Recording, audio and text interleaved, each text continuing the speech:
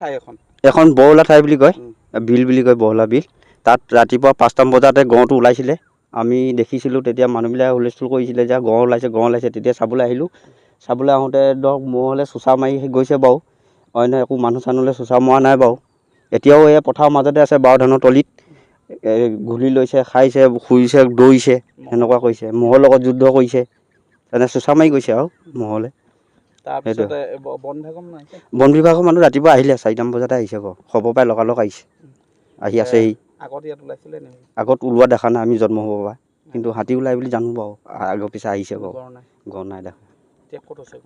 গড়টো আছে বহলা পথাৰত আছে।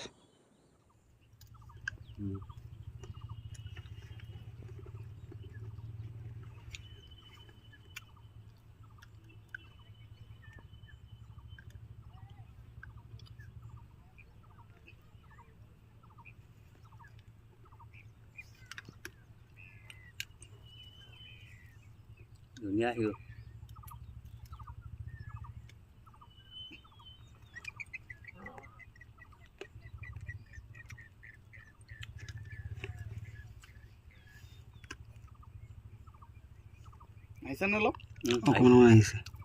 অলপ মানে গোটেইটো